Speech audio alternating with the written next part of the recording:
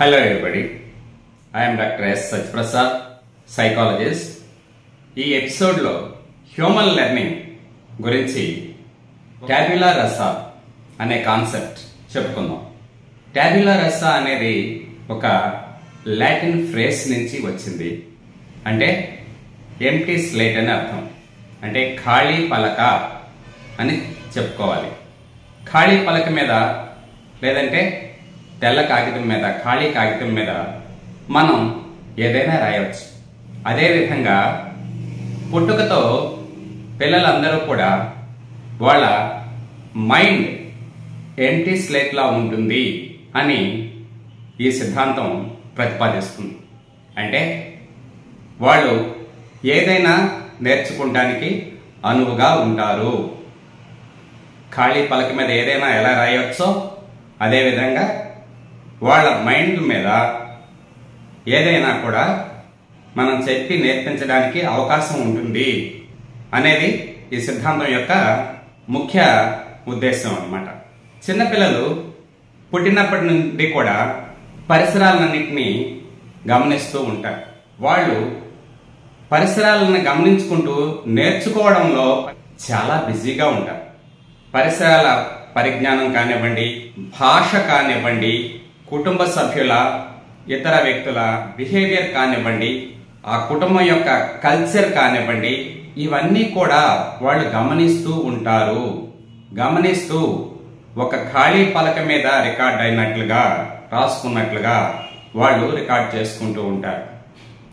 మనం ఇంకా సింపుల్గా చెప్పాలంటే ఒక టేప్ రికార్డర్ ఆన్ చేసి పెట్టామనుకోండి. అంటే ఈ చిన్నపిల్లలు ఆన్ చేసి ఉంచిన టేప్ రికార్డర్ లాంటి వాళ్ళు అన్నమాట. ఆ టేప్ రికార్డర్ ఏం చేస్తుంది? చుట్టూ వచ్చే శబ్దాలన్నింటినీ రికార్డ్ చేస్తుంది. అవి ఏవైనా కానివ్వండి, మాటలు కానివ్వండి, శబ్దాలు కానివ్వండి, ఏవైనా కానివ్వండి, ప్రతిదీ కూడా ఆ టేప్ రికార్డర్ రికార్డ్ చేస్తూ వెళుతుంది. అదే విధంగా చుట్టూ జరుగుతున్న వాటినన్నింటినీ, అంటే కుటుంబ సభ్యుల ప్రవర్తన కానివ్వండి, వాళ్ళు మాట్లాడుకునే భాషను కానివ్వండి, ఇవన్నీ కూడా వాళ్ళు సైలెంట్ గా రికార్డ్ చేసుకుంటూ ఉంటారు. అది వాళ్ళ లెర్నింగ్ లో భాగంగా జరుగుతూ వస్తూ ఉంటుంది. కాబట్టి పిల్లలకి మంచి అలవాట్లు కానివ్వండి, మంచి భాష కానివ్వండి, కుటుంబ సంస్కృతి కానివ్వండి, కుటుంబ విలువలు కానివ్వండి, ఇవన్నీ కూడా ఏవి నేర్పాలన్నా కూడా ఈ కుటుంబ నేపథ్యంలో చిన్నప్పటి నుండి నేర్పడానికి అవకాశం ఉంది.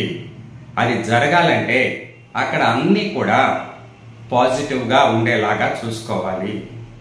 అంటే పాజిటివ్ మాటలు, అంటే మంచి మాటలు మాట్లాడుకునేలాగా, మంచిగా బిహేవ్ చేస్తూ ఉండేలాగా, అంటే ఆ పిల్లలు ఉన్న వాతావరణంలో ఆ పిల్లల చుట్టూ మంచి ప్రవర్తనతో ఉండేలాగా ఉంటే ఆ పిల్లలు కూడా అదే విధమైన ప్రవర్తనని నేర్చుకునే అవకాశాలు ఉన్నాయి. అదే విధమైన భాషను నేర్చుకునే అవకాశం ఉంది. ఇదే సమయంలో ఏ విధమైన చెడు మాటలు కానివ్వండి, చెడు ప్రవర్తనలు కానివ్వండి వాళ్ళు గమనించినా కూడా అవి కూడా వాళ్ళ మెదడుల మీద తీవ్రమైన ప్రభావాన్ని చూపిస్తాయి. అవి కూడా వాళ్ళ లెర్నింగ్ లో భాగమై కూర్చుంటాయి. కాబట్టి ఒక టేప్ రికార్డర్ ఏ విధంగా రికార్డ్ చేసుకుంటుందో ఆ విధంగా చిన్నపిల్లలు ప్రతిదీ గమనిస్తూ రికార్డ్ చేసుకుంటారు అనే విషయం మనకు తెలిసినట్లయితే, చిన్నపిల్లల పెంపకంలో ప్రతిరోజు ప్రతి నిమిషం కూడా ఎంత జాగ్రత్తగా మంచి విషయాలు మాట్లాడుకుంటూ, మంచిని బోధిస్తూ, పరిసరాల్ని మంచిగా ఉంచుకుంటే గనక ఎదిగి వాళ్ళు పెద్దయ్యాక మంచి క్యారెక్టర్ వాళ్ళకి రావడానికి ఈ చిన్నప్పుడు ఈ కుటుంబ వాతావరణం అనేది చాలా కీలకమైన పాత్ర పోషిస్తుంది అన్న విషయం మనకి అర్థమవుతుంది. సరైన విలువలతో కూడిన జీవన విధానము, సానుకూల దృక్పథంతో కూడిన మాటలు, భావజాలము ఆ కుటుంబ సభ్యులకు గనక ఉన్నట్లయితే అదే విధమైన సానుకూల భావజాలము, సానుకూల దృక్పథము పిల్లలకి నేర్పించడానికి అవకాశం ఉంది.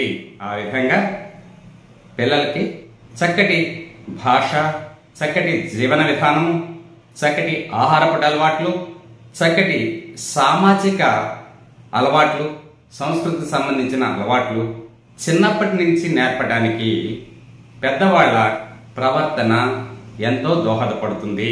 పెద్దవాళ్ల కృషి ఎంతో దోహదపడుతుంది. చిన్నపిల్లలే కదా, వాళ్ళకేమీ తెలియదు కదా అని మాత్రం అనుకోకూడదు. వాళ్ళు ప్రతిదీ నిశితంగా గమనిస్తూ ఉంటారు, ప్రతిదీ నిశితంగా నేర్చుకుంటూ ఉంటారు, పరిశీలిస్తూ ఉంటారు. ఈ కాన్సెప్ట్ ప్రతి తల్లిదండ్రులు గుర్తుంచుకుంటే వాళ్ళ పిల్లల్ని ఐడియల్గా తీర్చిదిద్దవచ్చు, చక్కగా పెంచవచ్చు, మంచి పౌరులుగా తీర్చిదిద్దవచ్చు.